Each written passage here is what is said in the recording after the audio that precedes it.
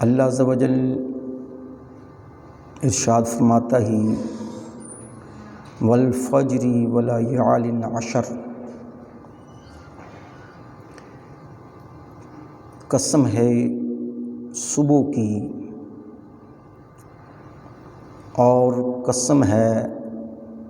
10 راتوں کی، والشفع والوتر، اور قسم ہے جفت اور طاق کی۔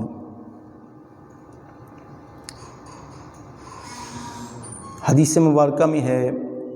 حضرت ابو ہریرہ رضی اللہ تعالی عنہ آپ فرماتے ہیں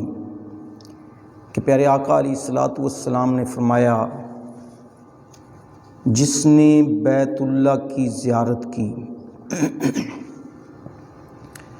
پھر یہاں کسی سے جھگڑا نہ کیا،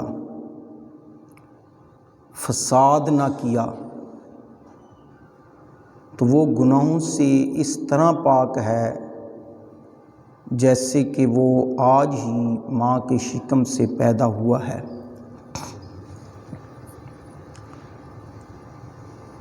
یعنی بندہ خانہ کعبہ کی زیارت کرے، پھر وہاں پر کوئی جھگڑا فساد نہ ہو، تو وہ بالکل گناہوں سے پاک ہو جاتا ہے، صرف زیارت کرنے سے۔ آگے عمل الگ ہیں، اس نے طواف کیا اس کا الگ ثواب ہے، اس نے مقام ابراہیم پر نفل پڑھے اس کا الگ ثواب ہے، اس نے وہاں پر ذکر اذکار کیا، نمازیں پڑھیں، نوافل پڑھے، وہ الگ ثواب ہے، استلام کیا وہ الگ ثواب ہے۔ لیکن زیارت کرنے سے ہی، جب بندہ زیارت کرتا ہے خانہ کعبہ کی، تو خالق کائنات اس کے گناہوں کو مٹا دیتا ہے۔ حضرت عبداللہ بن عباس رضی اللہ تعالی عنہ آپ فرماتے ہیں کہ رسول اللہ صلی اللہ علیہ وسلم نے ارشاد فرمایا کہ اللہ تعالیٰ دن اور رات میں، یعنی 24 گھنٹوں میں 120 رحمتیں نازل فرماتا ہے، جن میں سے 60 رحمتیں جو ہیں وہ صرف اور صرف طواف کرنے والوں کے لیے، جو خانہ کعبہ کا طواف کر رہے ہوتے ہیں، جو خانہ کعبہ کے چکر لگا رہے ہوتے ہیں، ان کے لیے 60 رحمتیں نازل ہوتی ہیں، اور 40 رحمتیں جو ہیں وہ نماز پڑھنے والوں کے لیے ہیں۔ جو خانہ کعبہ کے اندر نماز پڑھتے ہیں ان کے لیے جو ہے وہ 40 رحمتیں ہیں، اور 20 رحمتیں صرف دیکھنے والوں کے لیے ہیں۔ جو طواف نہیں کر رہے، نمازیں نہیں پڑھ رہے، صرف اور صرف خانہ کعبہ کی زیارت کر رہے ہیں، خانہ کعبہ کو دیکھ رہے ہیں، اور دیکھنا بھی ثواب ہے۔ خانہ کعبہ کی زیارت کرنا، دیکھنا، یہ بھی ثواب ہے۔ ان لوگوں پر اللہ کی 20 رحمتیں نازل ہو رہی ہوتی ہیں۔ اور اسی طرح حضرت جعفر بن محمد رحم اللہ تعالی علیہ آپ فرماتے ہیں کہ ایک بار دیکھنا سال کی عبادت کے برابر ہے۔ جو عابد سال بھر عبادت کرتا ہے، ساری ساری رات سجدوں میں رہتا ہے، ذکر اذکار میں مشغول رہتا ہے، تو اس کی سارے سال کی عبادت ایک طرف ہے، اور خانہ کعبہ کو ایک بار تکنا، ایک بار دیکھنا، اس کی سال بھر کی عبادت سے بڑھ کر ثواب ہے۔ یعنی بندہ سال بھر عبادت میں لگا رہے، وہ عبادت ایک طرف ہے، اور جو ایک بار خانہ کعبہ کی زیارت کر لینا، دیکھ لینا، یہ اس پورے سال بھر کی عبادت کے برابر ہے۔ اور اسی طرح حضرت انس بن مالک رضی اللہ تعالیٰ عنہ کے نزدیک طواف کرنا عمرہ سے افضل ہے۔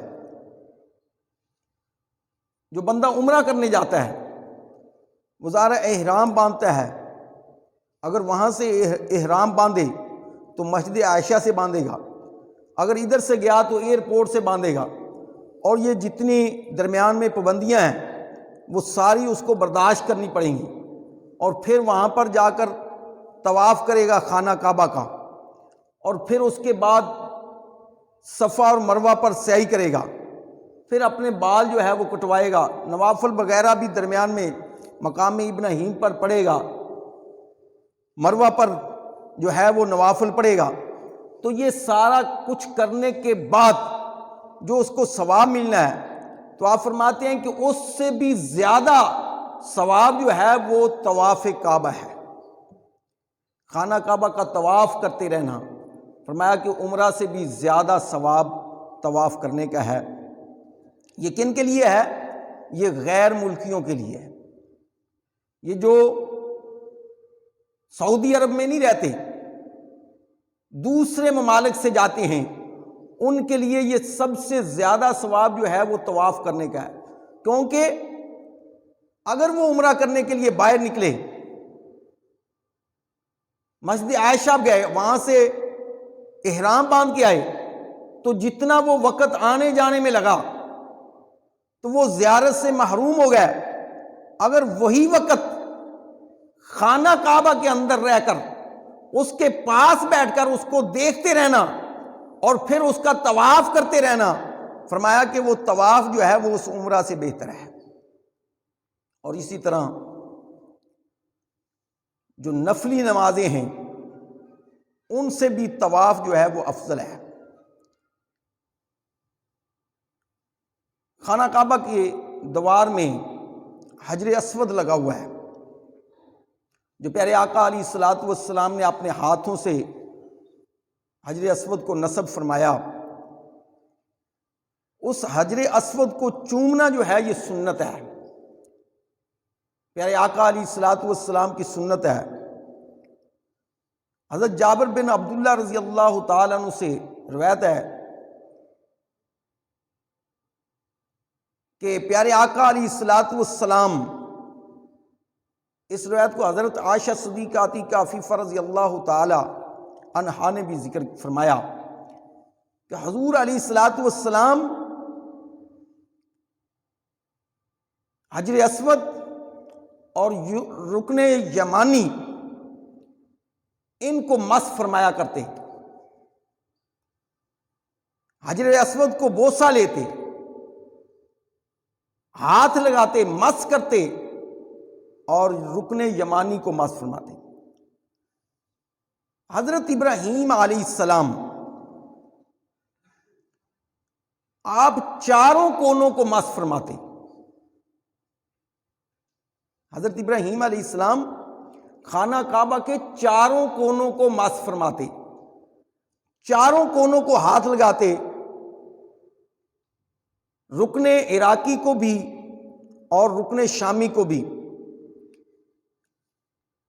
حجر اسود کی جو نکر ہے اس کے مغربی طرف یہ رکن یمانی ہے، اور جدھر حتیم کعبہ ہے ادھر رکن عراقی ہے اور رکن شامی ہے، یعنی حجر اسود کی طرف رکن عراقی ہے اور دوسری طرف جو ہے وہ رکن شامی ہے۔ تو حضرت ابراہیم علیہ السلام چاروں کونوں کو مس فرماتے، تو پیارے آقا علیہ الصلوۃ والسلام دو کونوں کو کیوں مس فرماتے، چاروں کو کیوں نہیں مس فرماتے تھے؟ اس کی وجہ یہ تھی کہ جب خانہ کعبہ کو تعمیر فرمایا گیا، قریش مکہ نے جب خانہ کعبہ کو تعمیر کیا تو اس وقت ان کے پاس جو رقم تھی وہ بہت کم تھی، جس سے خانہ کعبہ جب تعمیر کیا تو جو حتیم کعبہ ہے، جو آپ دیکھتے ہیں ایسے گول سا بنا ہوا دائرہ، جو دوست وہاں پر گئے اس کے اندر نماز پڑھتے ہیں، وہ حتیم کعبہ جو ہے وہ خانہ کعبہ کی جگہ ہے۔ وہ بھی حضرت ابراہیم علیہ السلام کے دور میں آپ نے اس کو اندر ہی کیا تھا، اور اتنی بڑی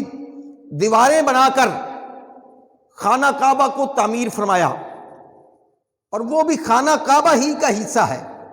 اندر کا حصہ ہے۔ تو پیارے آقا علیہ الصلوۃ والسلام کے دور میں جب قریش مکہ نے وہ خانہ کعبہ کی تعمیر کی، پیسوں کی کمی کی وجہ سے، وسائل کی کمی کی وجہ سے وہ حتیم کعبہ کا حصہ جو ہے وہ الگ کر دیا، اور جتنی جگہ پر اب خانہ کعبہ ہے اس جگہ کو تعمیر کیا گیا، گویا کہ آدھی جگہ کو، جب تھوڑی بہت زیادہ ہوگی، اتنی جگہ کو خاص کر لیا گیا کہ یہ خانہ کعبہ اتنا تعمیر کرنا ہے، اور آگے حتیم کعبہ چھوڑ دیا۔ تو کیونکہ جو تعمیر کیا ہے اس میں دو کونے آئے، ایک رکن یمانی آیا اور ایک حجر اسود والا کونا آیا، اور دوسرے دو کونے جو ہیں عراقی اور شامی کونا، یہ دونوں باہر نکل گئے۔ تو پیارے آقا علیہ الصلوۃ والسلام پھر مس فرماتے رکن یمانی کو اور حجر اسود کو، ان دو کونوں کو مس فرماتے، اور دوسرے دو کونوں کو مس نہ فرماتے، کیونکہ وہ خانہ کعبہ کی حدود کے اندر تھے، یعنی باہر نہیں تھے، پورا خانہ کعبہ کو نہیں لیا گیا تھا، اس لیے پیارے آقا علیہ الصلوۃ والسلام دو کونوں کو مس فرماتے۔ حضرت عائشہ صدیقہ کی حدیث مبارکہ میں نے آپ کے سامنے رکھی ہے، اور اسی طرح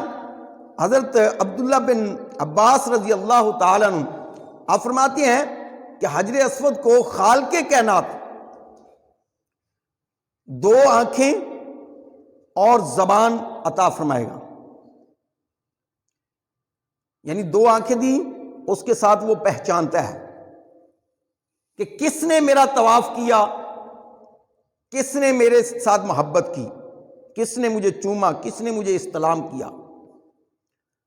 اور زبان سے اس کی گواہی دے گا کہ فلاں بن فلاں نے، فلاں شخص نے، فلاں علاقے میں رہنے والے نے میرے ساتھ محبت کی ہے، مجھے چوما ہے۔ حجر اسود اور مقام ابراہیم پر جو پتھر پڑا ہوا ہے، یہ دو جنتی پتھر ہیں، ان کے نور کو سلب کیا گیا ہے،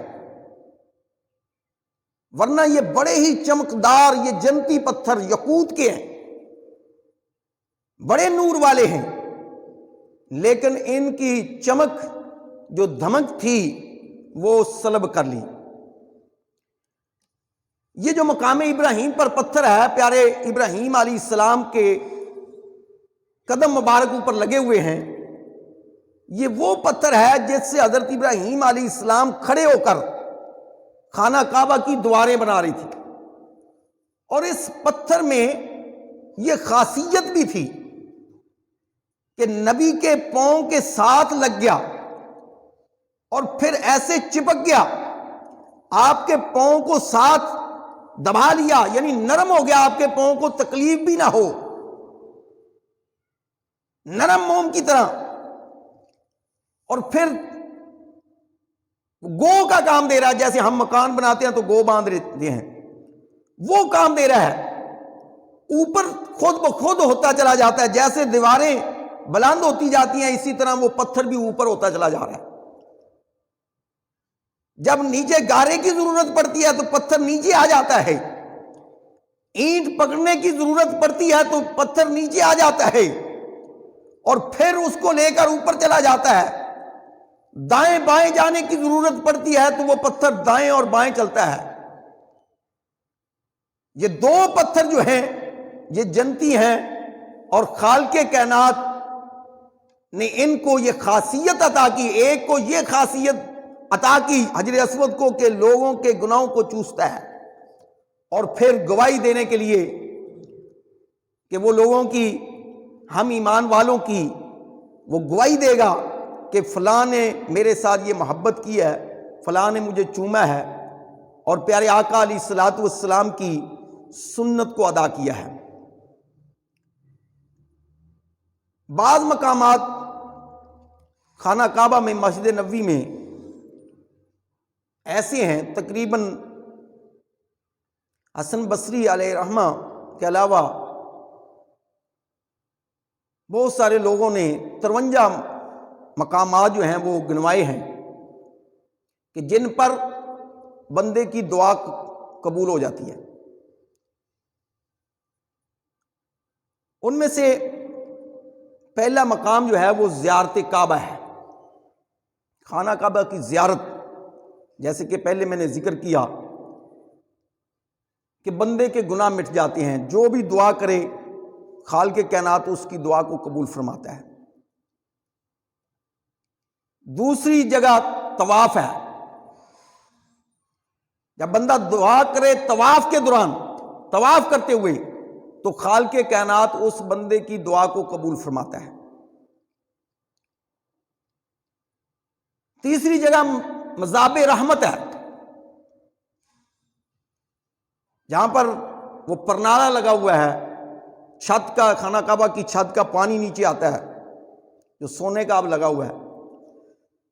تو وہاں پر دعا کریں تو خالق کائنات اس بندے کی دعا کو قبول فرماتا ہے۔ وہ حتیم کعبہ کے اندر ہے۔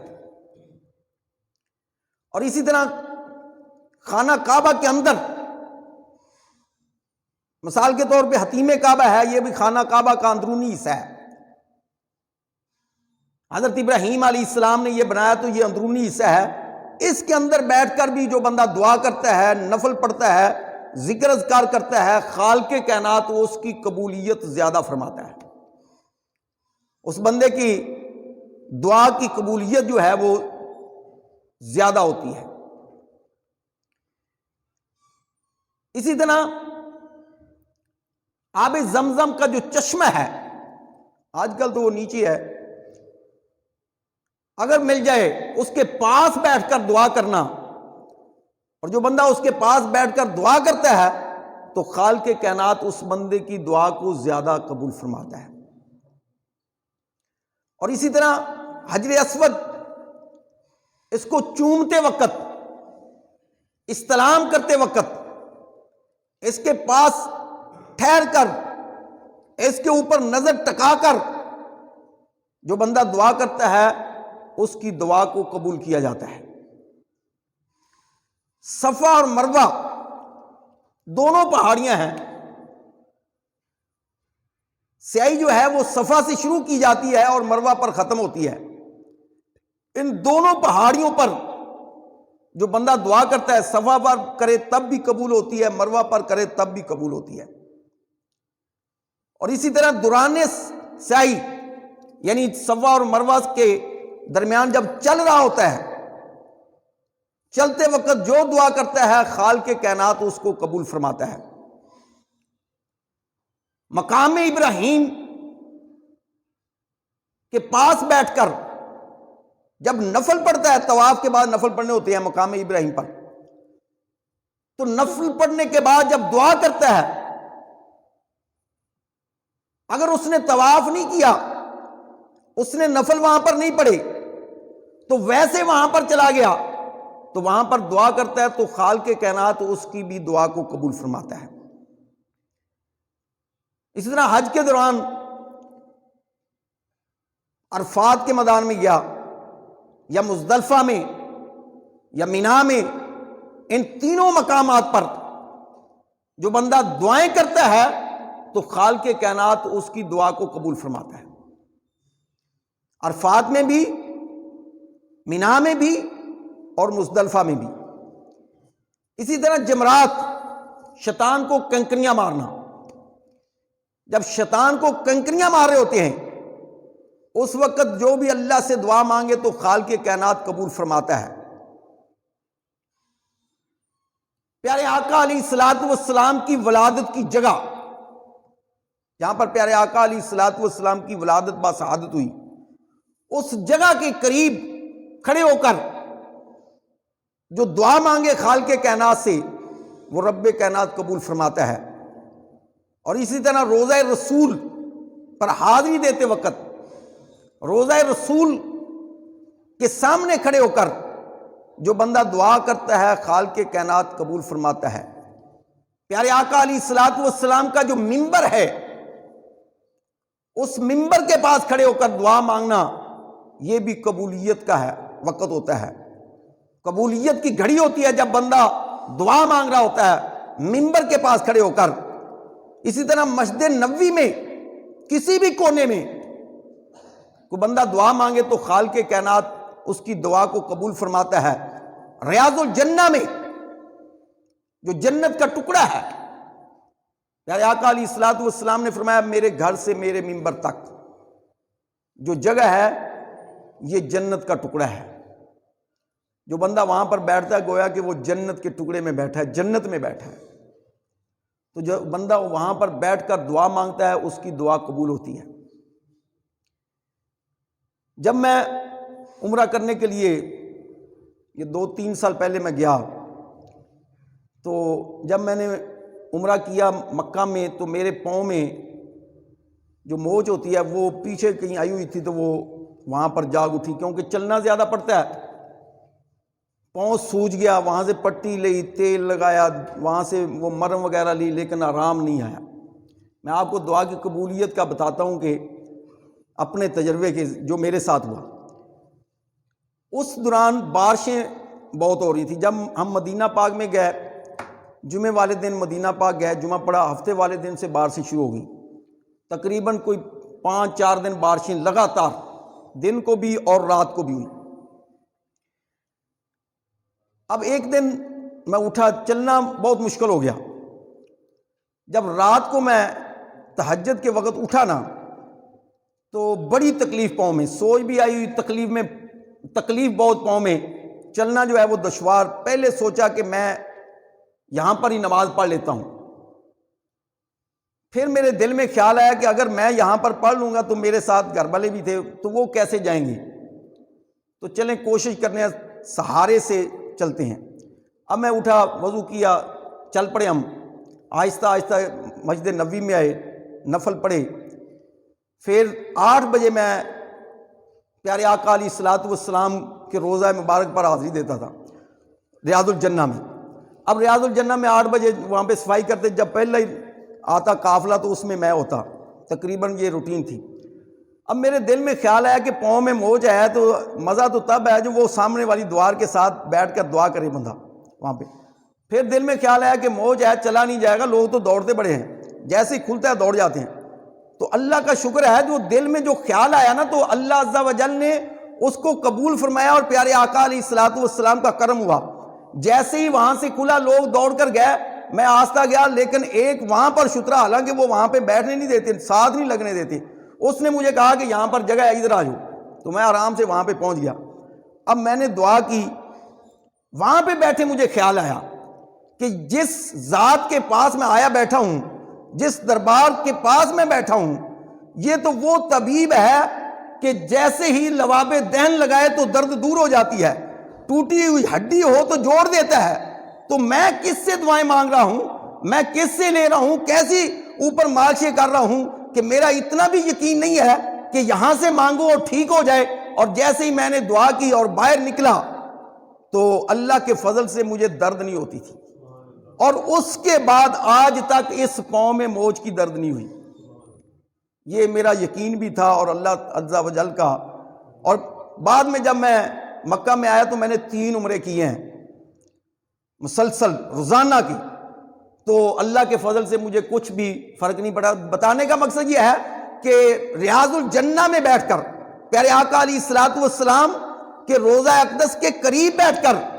جب بندہ توجہ پوری کے ساتھ اللہ سے مانگتا ہے، پیارے آقا علیہ الصلوۃ والسلام کا کرم جو ہے اس بندے پر یقیناً ہو جاتا ہے، اور نزل رحمت جو ہے اس بندے پر یقیناً ہو جاتی ہے، اور اس بندے کی دعا کو خالق کائنات رد نہیں فرماتا بلکہ قبول فرما لیتا ہے۔ اس لیے جب بھی جائیں، جانا نصیب ہو جائے ہمیں، تو پھر وہاں پر جا کر اللہ عز و جل سے دعا مانگیں، پیارے آقا علیہ الصلوۃ والسلام کی وہ باتیں تصور میں گھمائیں کہ اس ذات کے سامنے ہم کھڑے ہیں، اس نبی کے سامنے کھڑے ہیں جو کسی کو واپس نہیں موڑتا، کسی کو خالی واپس نہیں بھیجتا۔ اس لیے اب جو بھی وہاں پر دعا مانگیں گے وہ دعا قبول ہوگی۔ دعا ہے اللہ رب العزت ہم سب کو اہدنا الصراط المستقیم پر چلنے کی توفیق عطا فرمائے۔ وما علیہ